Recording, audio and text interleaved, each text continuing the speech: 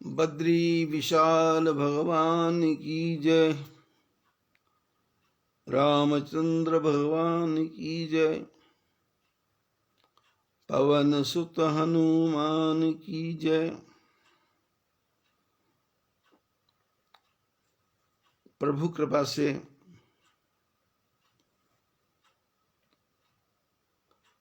सत्संग की धारा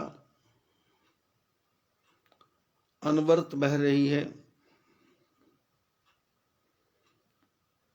और नित्य निरंतर नवीन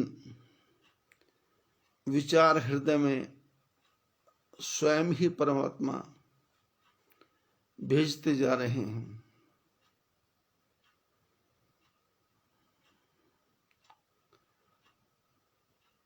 ये रामायण की लीला या राम जी की लीला जो भगवान स्वयं ही करने आए हैं,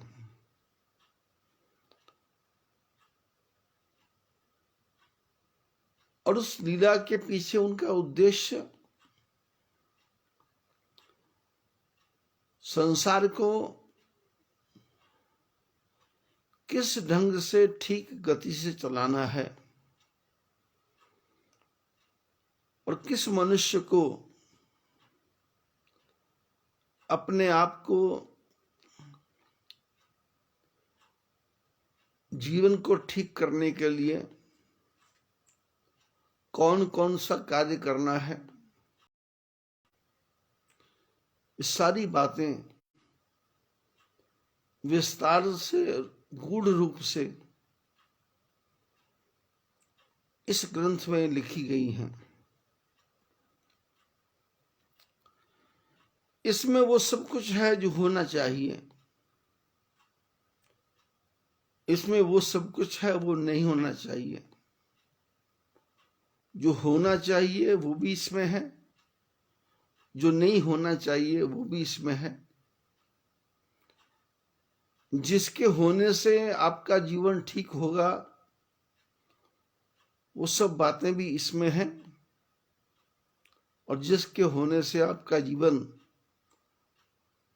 गलत रास्ते पे चला जाएगा वो भी इसमें विस्तार से गूढ़ रूप से बताया गया है। राम जी की कथा गूढ़ है। पंडित मुनि पावहि विरति, जो विद्वान लोग हैं उनको इसमें विशेष रति मैंने विशेष प्रेम होता है, और जो मूर्ख हैं उनको इसमें से कुछ भी समझ नहीं आता। नदी के किनारे स्नान करने के लिए गया आदमी, पानी ठंडा है, पानी गहरा है, पानी उथला है, पानी मैला है, ऐसा विचार करके स्नान नहीं करता। लेकिन जो बुद्धिमान आदमी है वो उसी नदी में कोई ऐसी जगह ढूंढ लेता है जहां पानी बिल्कुल ठीक है,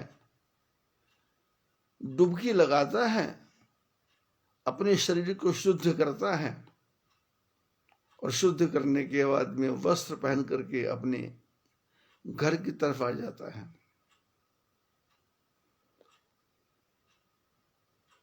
पावे ही मोह विमूढ़, जो बुद्धिमान है वो तो पा लेते हैं, लेकिन जो मोह में पागल है, मूर्ख हैं, जिनको धर्म में कोई रति नहीं है, उनको इसमें कुछ भी समझ में नहीं आता।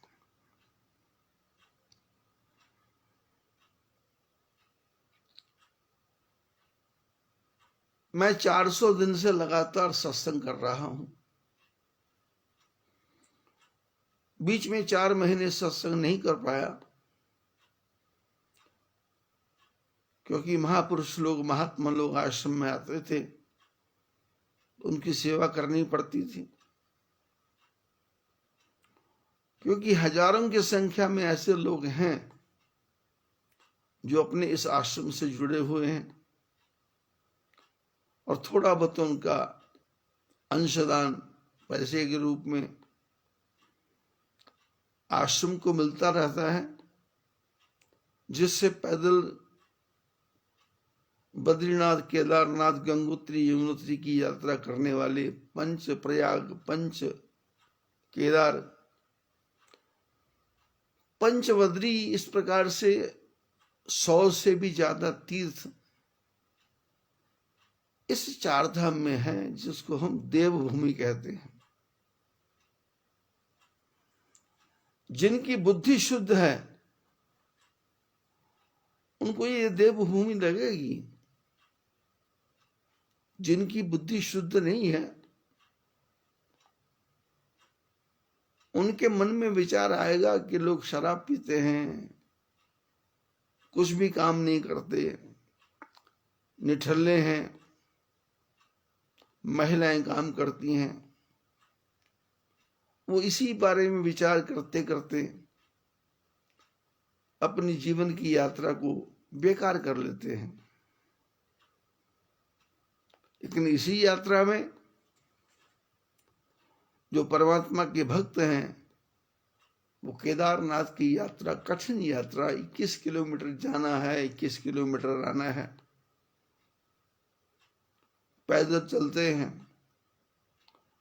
और पूरे रास्ते भर शंकर भगवान की जय, भोले बाबा की जय, केदारेश्वर भगवान की जय। कदम कदम बढ़ाए जा, प्रभु के गीत गाए जा। हर कदम में उनको परमात्मा का दर्शन होता है। थकावट, यदि हम विचार करें तो जीवन ही थकान है, और यदि हम विचार करें तो जीवन ही मुकाम है। मुकाम मैंने पहुंचना और थकान मैंने रोना। घुटने में दर्द हो गया, बरसात से भीग गए, शरीर में बीमारी आ गई और रोना पीटना शुरू हो गया कि बेकार केदार की यात्रा की। यमुनोत्री का टूटा फूटा मार्ग देख करके मन में ग्लानि आ जाती है कि कहां पहुंच गए, ना आते तो ठीक था। पर जो भगवान के परम भक्त हैं, वो इसी को भगवान का प्रसाद समझ करके बिना किसी थकान के, बिना किसी पूर्वाग्रह के भगवान का प्रसाद समझ करके धीरे धीरे आगे बढ़ते हैं और केदारेश्वर का, यमुनोत्री का, गंगोत्री का, बद्रीनाथ का दर्शन करते हैं।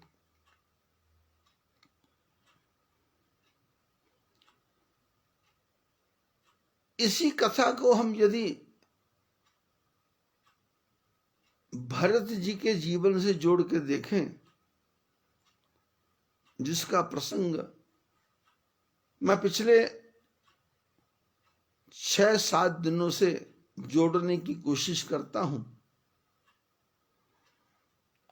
लेकिन बीच में कुछ ऐसी घटनाएं आ जाती हैं कि जिनको सुनने वाले को समझाना बहुत जरूरी है, क्योंकि भगवान की भक्ति आएगी कैसे जब हम भगवान के किए हुए चमत्कारों को अपनी आंखों से देखेंगे, समझेंगे नहीं।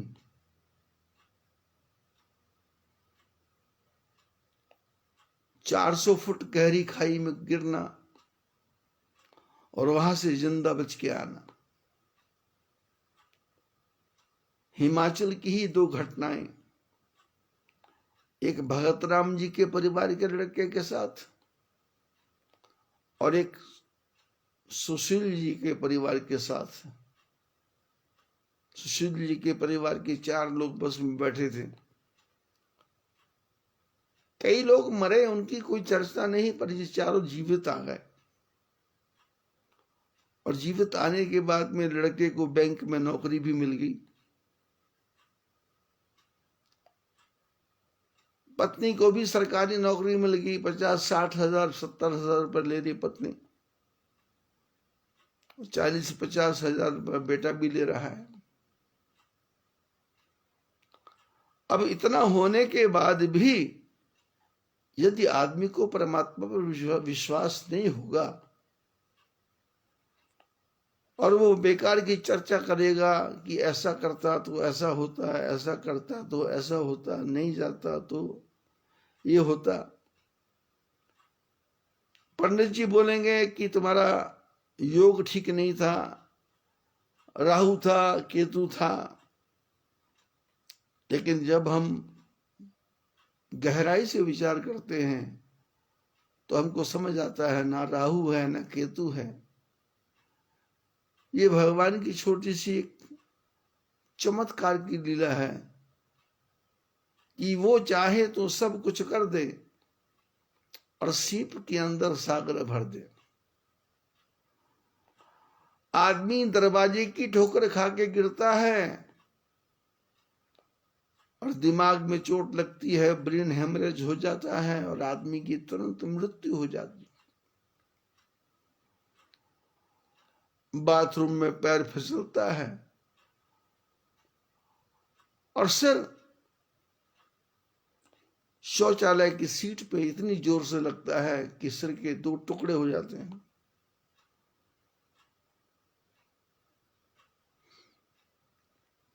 मौत आने के लिए घंटों का इंतजार नहीं करती, मौत तो एक क्षण में आ जाएगी। पर जीवन, मेरा जीवन तेरे हवाले प्रभु, इसे पग पग तू ही संभाले। हमारा आपका जीवन भगवान के हवाले है और परमात्मा कदम कदम पे इसकी रक्षा करते हैं।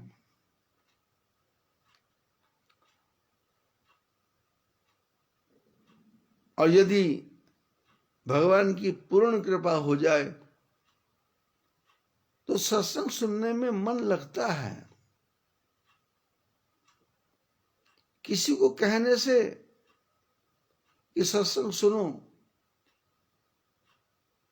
लोगों में वृत्ति नहीं आती, लेकिन जब प्रभु कृपा करते हैं, जा पर कृपा राम की होई, ता पर कृपा करे सब कोई। जिस पर राम जी की कृपा हो जाए उस पर सब लोग कृपा करते हैं। डॉक्टर भी समय पे मिल जाता है, इंजेक्शन भी समय पे मिल जाता है, सेवा करने वाले भी समय पे मिल जाते हैं। मेरे जीवन की अभूतपूर्व घटनाएं हैं।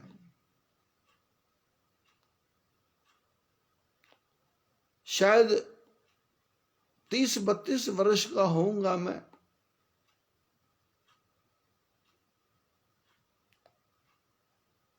मेरे शरीर में अजीब प्रकार का एक कोई नस दब गई थी, हाथ काम नहीं कर रहा था और अमरावती में गिरिजा शंकर जायसवाल, जो रामगिरी होटल इंटरनेशनल के मालिक, मेरे परम प्रिय, अपना सुख दुख मेरे को सुनाने वाले और हर दुख में प्रभु की कृपा और हर सुख में प्रभु का आशीर्वाद समझने वाले, ऐसी चर्चा चल रही थी। सत्यधाम में कथा करता था तो पता लगा कि अमेरिका से कोई डॉक्टर आया है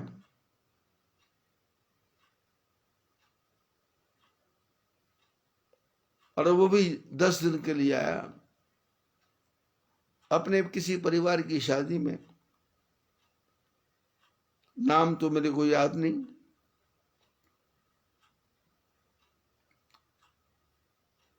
जब हम उनके पास पहुंचे गिरिजाशंकर जायसवाल जी के साथ, तो डॉक्टर ने पीठ में एक पॉइंट को दबाया तो मेरी चीख निकल गई।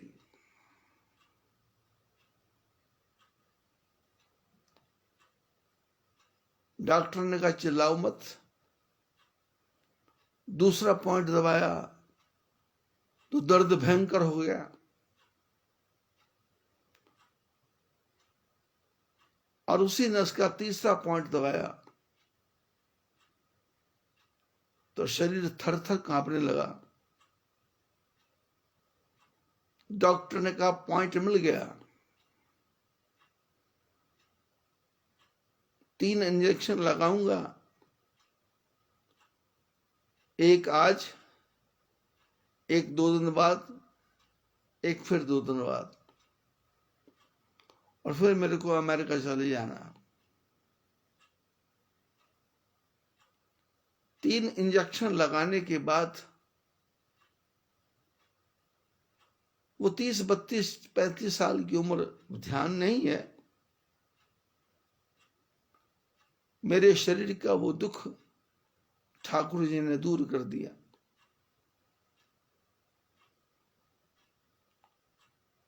इसी बीच में एक और रोग आ गया जिसको बवासीर बोलते हैं, इंग्लिश में पाइल्स बोलते हैं। शौच जाने में परेशानी होने लगी, खून बहने लगा, थकावट होने लगी। गिरिजाशंकर जायसवाल जी से चर्चा की, क्योंकि किसी और से बात करना उचित नहीं था। उन्होंने कहा कथा कब शुरू होगी? मैंने कहा 5 दिन के बाद करेंगे, व्यवस्था हो रही है। इंग्लैंड से, यूके से एक डॉक्टर 15-20 दिन के लिए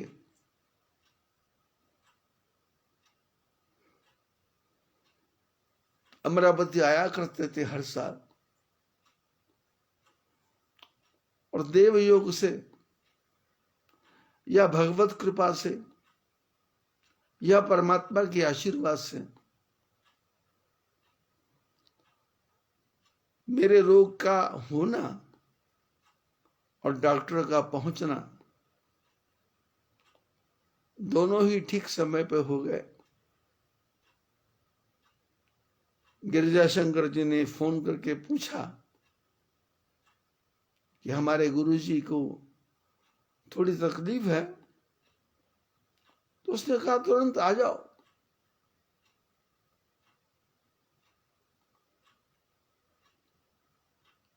चेकअप करते हैं और कोशिश करते हैं, देखते हैं।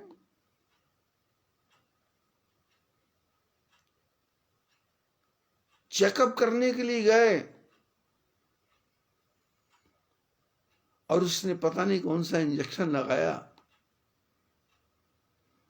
गुदा के अंदर, और गिरिजाशंकर जी को बोला बाहर बैठिए आप, और बाहर बैठे। मेरे मुंह के ऊपर एक कपड़ा टांग दिया गया और डॉक्टर बोले थोड़ा चेकअप करूंगा मैं, थोड़ा सा दर्द भी होगा तो विचार नहीं करना, क्योंकि देखना पड़ेगा। आधे घंटे में डॉक्टर ने गिरिजाशंकर जी को बुलाया और कहा कि ऑपरेशन कल करेंगे, जबकि ऑपरेशन हो चुका था।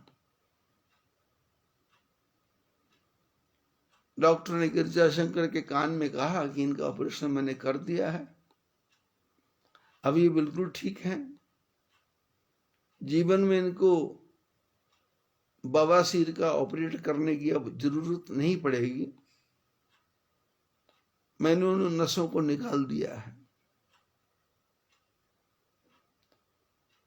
अब इस बात पे विचार करें तो गहराई से विचार करें तो इसमें प्रभु की कृपा के सिवाय और कुछ भी दिखाई नहीं देता। गिरजाशंकर जी ने कहा कोई आशीर्वाद, कोई पैसा, फीस? बोले मैंने कुछ किया ही नहीं है, समय पर सब कुछ हो गया,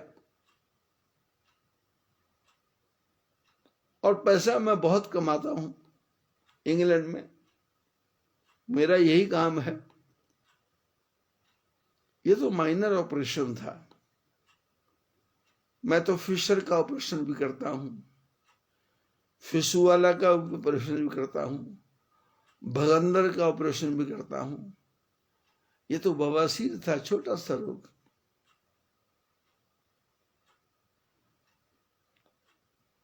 आज 66-67 साल की उम्र हो गई, क्योंकि पिछले 35 साल से मेरे को सोचने का समय ही नहीं मिला कि मेरी उम्र कितनी हो गई।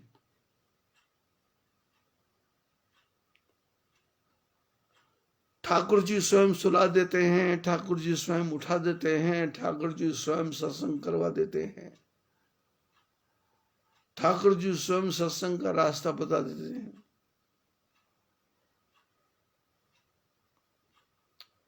भरत का चरित्र गाते गाते भगत राम जी का चरित्र शुरू हो जाता है, और भगत राम जी का चरित्र गाते गाते राजेंद्र प्रसाद शर्मा जी का चरित्र शुरू हो जाता है, पुलिस लाइन में नाहन।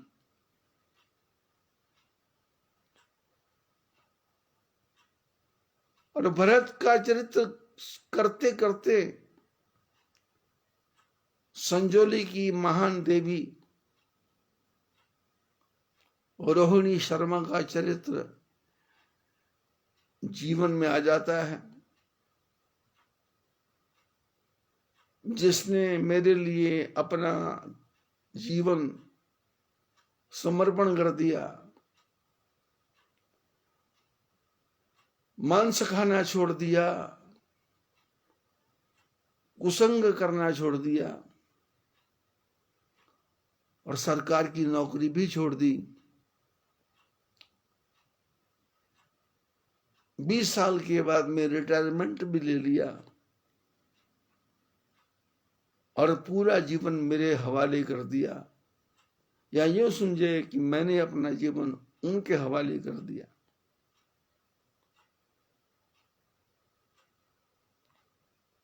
कहां? मनाली के पास, नगर के पास सेब का बगीचा मिला। कहां?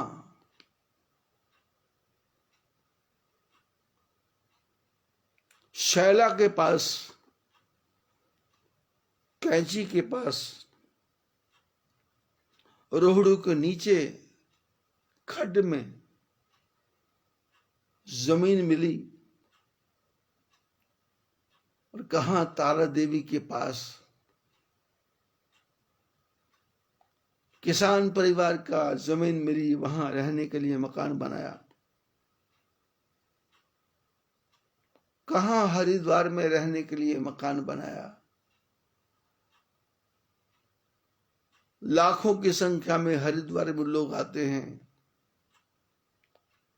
और लाखों की संख्या में संभव आश्रम मायापुर, पीपल कोटी से 5 किलोमीटर पहले और चमोली से 10 किलोमीटर आगे, सड़क के ऊपर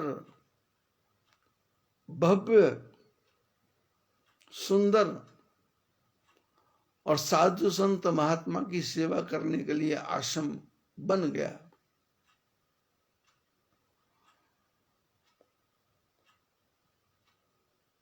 वैसे तो एकांत में कभी मेरा मन सोचता नहीं है, क्योंकि एकांत मेरे को जीवन में आज तक मिला ही नहीं। 16 वर्ष की उम्र से ठाकुर जी की सेवा में ठाकुर जी ने लगाया। परिवार कोई बहुत अमीर नहीं था,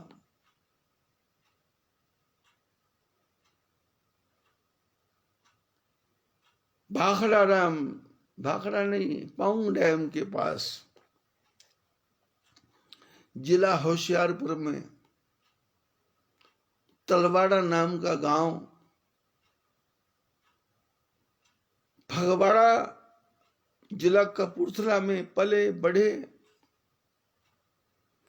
8वीं 9वीं क्लास तक पढ़ते रहे। पिताजी जगतजीत कॉटन मिल हरिद्वार में सुपरवाइजर का काम करते थे।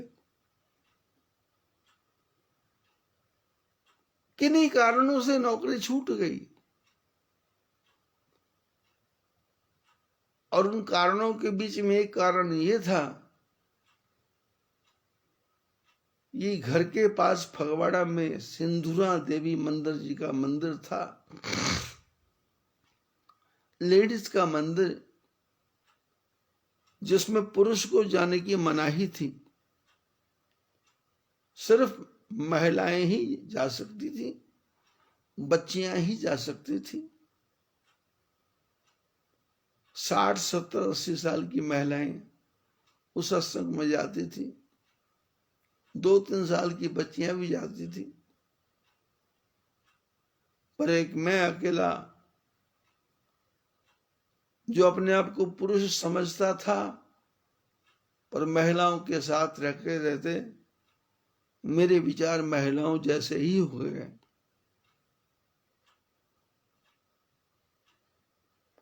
महिलाओं के अंदर जो गुण थे वो मेरे अंदर भरने लगे। व्रत करना है, उपवास करना है, एकादशी करना है, सोमवार के व्रत करना है। यहां भी सत्संग होता वहां पहुंचते, जहां रासलीला होती वहां पहुंचते, यहां पूर्ण भक्त का चर्चा होती वहां पहुंचते, और वहां भजन गाया जाते हैं, सतगुरु मेरे मेरे मैनू पूरण दी लोड़। लेकिन उसमें जो विदूषक होता था, जिसको जोकर कहते हैं, ऐसा अनाड़ी पने करने वाला एक एक्टर जो बोला करता था, सतगुरु मेरे मेरे मैनू चूरण दी लोड़। अब पूरण दी लोड़, चूरण दी लोड़, मां के साथ रात के 2-2 बजे रासलीला देखते थे।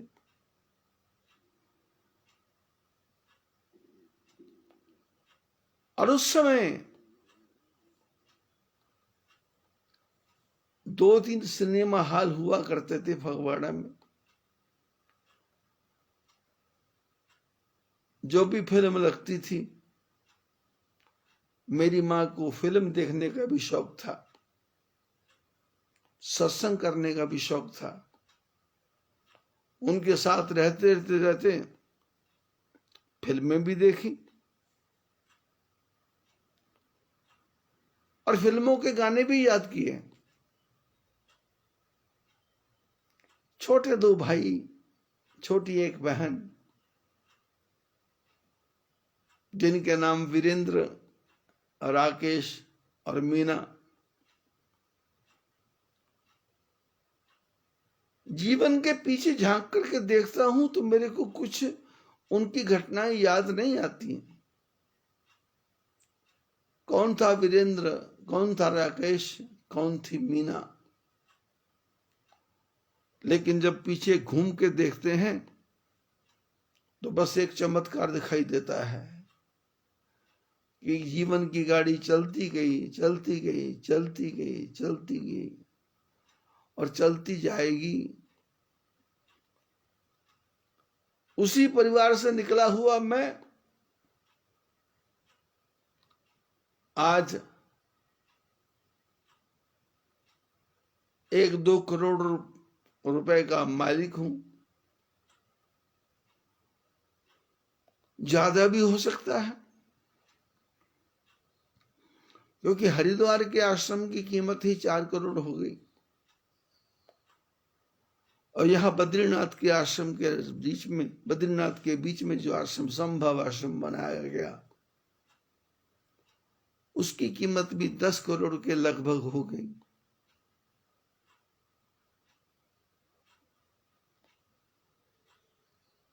काम होता जा रहा है, पैसा खर्च होता जा रहा है। पैसा कहां से आ रहा है?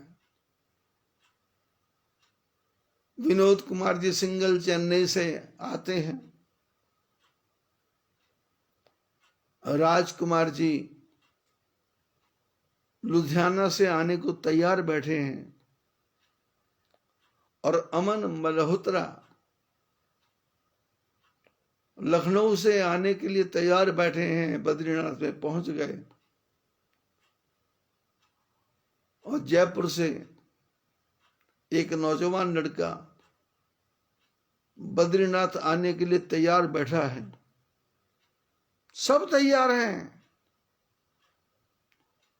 और पिछले 22-23 साल में, 22-23 क्यों, 32-33 साल में, क्योंकि शायद 35 साल की उम्र में इस आश्रम का निर्माण हुआ होगा 1989 में। हिसाब लगाएं, अब 2021 हो गया। 89 से 89 और 1 90, 10 10 10 30,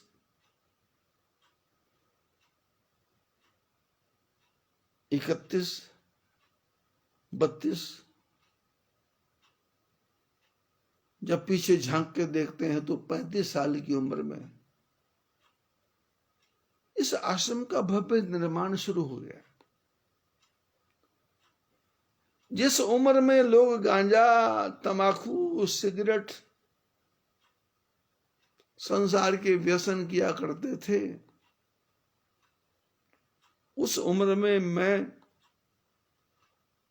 भगवान की कथा करने के लिए फगवाड़ा के सचदेवा मोहल्ला, नमक मंडी और उसके बाद कलकत्ता के हरियाणा भवन 1 महीने लगातार कथा की, जबकि कथा क्या होती है मेरे को पता ही नहीं था। उस समय मेरे साथ आशु कभी गाजियाबाद के, कभी नगर के,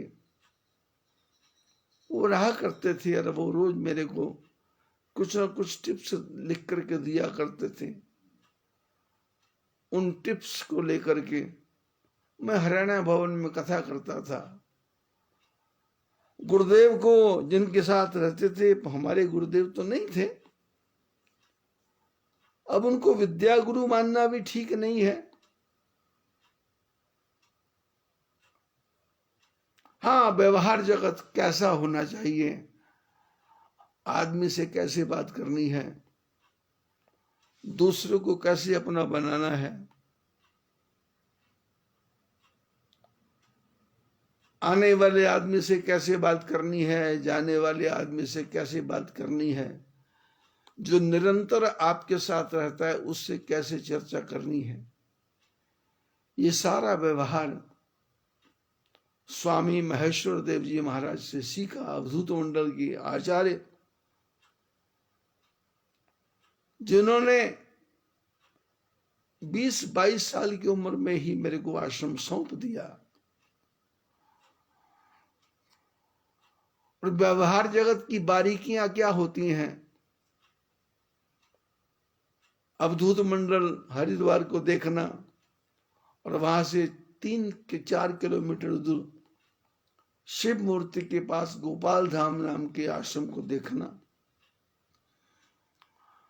रात को गोपाल धाम में सोना और वहां की चेकिंग करना, रात को और दिन को अवधूत मंडल हरिद्वार में जाकर के पढ़ाई भी करना, विद्या का अध्ययन भी करना और आश्रम की सेवा भी करना और व्यवहार जगत में कैसे जीना है वो सारी क्रियाएं वहां से सीखी मैंने।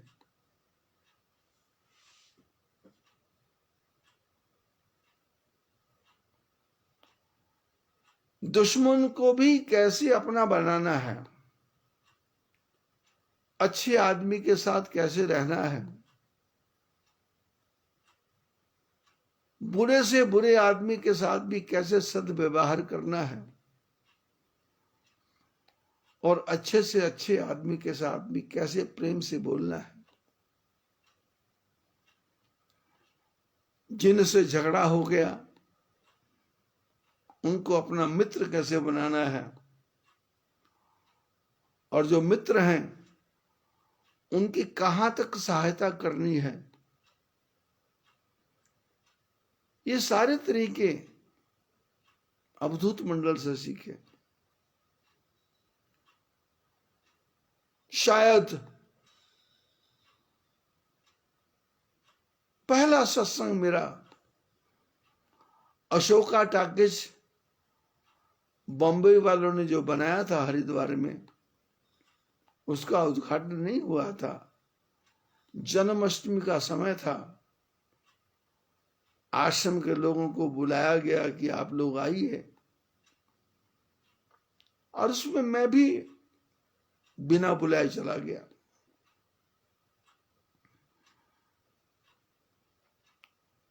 उस समय गुरु महाराज के आशीर्वाद से मेरे को एक पांडव चरित्र आता था, जो पांडव चरित्र सबके बोलने के बाद में मैंने बोलना शुरू किया और 1.25 घंटा तक मैं सत्संग करता रहा और अशोका हॉल में 400 से ज्यादा लोग बैठे थे। तालियों की गड़गड़ाहट के बीच में ठाकुर जी की कृपा से मेरा स्वागत हुआ। अशोका टाकीज का जो मैनेजर था उसने उस समय 15,000 रुपया चुपचाप पॉकेट में रख करके मेरे को भेंट दिया।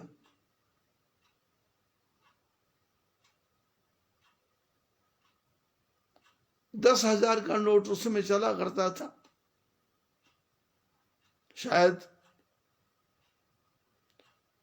लिफाफा हल्का लगा, लेकिन जब कमरे में आके पैसा खोला तो 15,000 रुपया निकला। मन गदगद हो गया, मन प्रसन्न हो गया और उस प्रसन्नता में प्रभु का आशीर्वाद झलक रहा था और ऐसा लग रहा था प्रभु ने रास्ता खोल दिया। और फिर तो पैदल यात्राओं का क्रम शुरू हुआ। जीवन में 26 बार पैदल यात्रा की, बद्री, केदार, गंगोत्री, यमुनोत्री की। कभी 6 महीने में पूरा किया, कभी 4 महीने में पूरा किया, कभी 3 महीने में पूरा किया, कभी 2 महीने में ही 4 धाम की यात्रा की, दोबारा फिर साल में 6 बार ये क्रम चलता रहा। और जीवन में थकावट क्या होती है पता नहीं, बस एक लक्ष्य था कि बद्रीनाथ, केदारनाथ, गंगोत्री, यमुनोत्री पहुंचना है, ठाकुर जी के दर्शन करने हैं। खाना कौन देगा कोई पता नहीं, सोना कहाँ है कोई पता नहीं, आराम कहाँ करना है कोई पता नहीं। रास्ते में भयंकर सिंह मिलते थे, रास्ता बदल के चले जाते थे। रात को यहां थकावट में पत्थर के ऊपर नींद आती थी, प्रातः काल देखते थे कि वहां पास में सांप सोए हुए हैं। सांपों के साथ सोना भी पड़ता था, लेकिन सर्प कुछ नहीं करते थे, शरीर के ऊपर से घूम के चले जाते थे। भालू आए, जंगली जानवर आए, लोगों को लूटने वाले लुटेरे भी आए,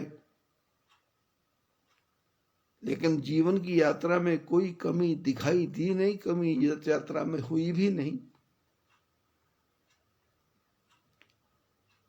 और 26 बार यात्रा करने के बाद अचानक बद्रीनाथ जी के मंदिर में मन से आया, प्रभु अब यात्रा बंद करनी चाहिए। और भगवान की कृपा से यहां आज मैं बैठा हूं, जमीन से 90 फुट ऊपर, और 90 फुट ऊपर 2 महीने हो गए, 2 साल हो गए, 2 साल पूरे, शायद ज्यादा या थोड़ा उससे कम, मैं अपने कमरे से बाहर नहीं निकलता।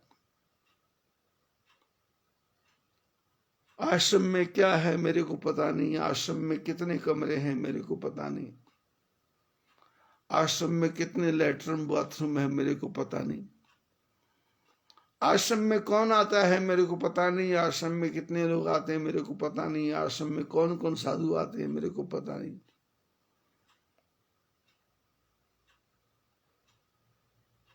ठाकुर जी ने सेवा करने वाले भेजे हैं, वो सेवा करते हैं, साधु संत महात्माओं की सेवा होती है, और आश्रम का काम ठाकुर जी करते हैं।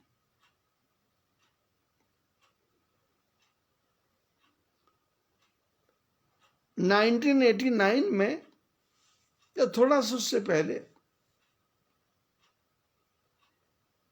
दिवाकर जी शर्मा दिल्ली में रहा करते थे। उनके सहयोग से मारुति गाड़ी आ गई हाथ में, और वो गाड़ी आज 30-32 साल से मेरे पास में है। बीच में DCM टोयोटा भी आया, बीच में ऑल ओवर इंडिया में घूमने वाला ट्रक भी हाथ में आया।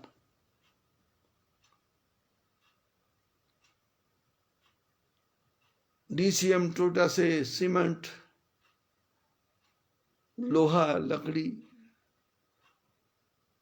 सब 1989 में, ये सब नवंबर तक श्राद्धों से पहले जमीन ली, श्राद्धों में काम शुरू किया, और श्राद्धों में काम करने के बाद उस ट्रक ने 3 दिन में 2-2 चक्कर लगाने शुरू किए, और आश्रम भव्य बनता चला गया। पीछे घूम के देखते हैं तो पता लगता है मैं बनाने वाला नहीं था, मैं करने वाला नहीं था, मैं करवाने वाला नहीं था, मेरे को पता नहीं था कि कैसे बनाना है, पर भगवान की कृपा से बनता चला गया। और अब तो हालत ये है, अमेरिका से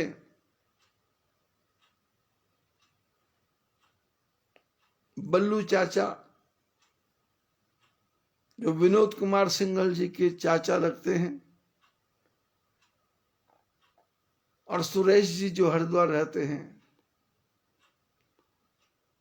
और केदारनाथ में जो सेमवाल जी हैं, जो केदारनाथ का डेवलप कर रहे हैं, उन सब से संपर्क हुआ, और उनके कहने से विचार में ये आया कि कुछ कॉटेज बनाए जाएं, कुछ ऐसी जगह बनाई जाए कि संसार के मोह से निकले हुए जो लोग हैं वहां रहें, 1 महीना, 2 महीना, 6 महीना, 4 महीना, और यहां रह करके ठाकुर जी का भजन करें और बिना किसी पैसे के, हम उनसे कोई पैसा नहीं देंगे, बस जीवन में ठाकुर जी की कृपा आशीर्वाद प्राप्त करते हुए वो भी जीवन का आनंद लें और हम भी जीवन का आनंद लें।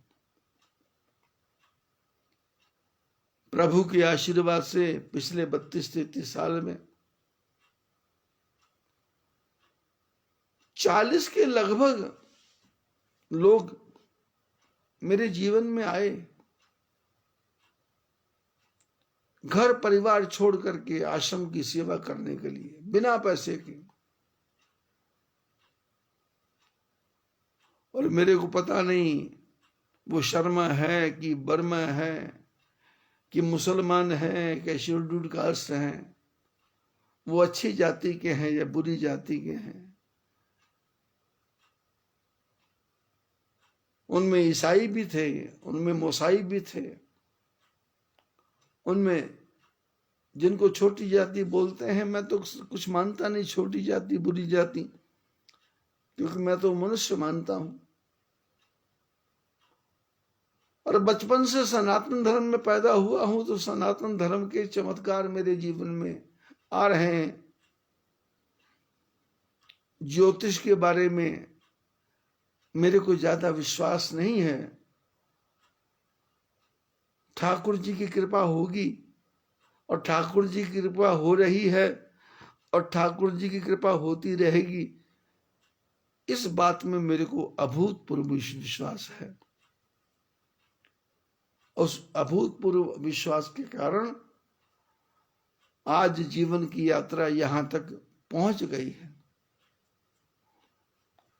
मेरी आप सबसे प्रार्थना कि आप भी जीवन की धारा को बदल दें।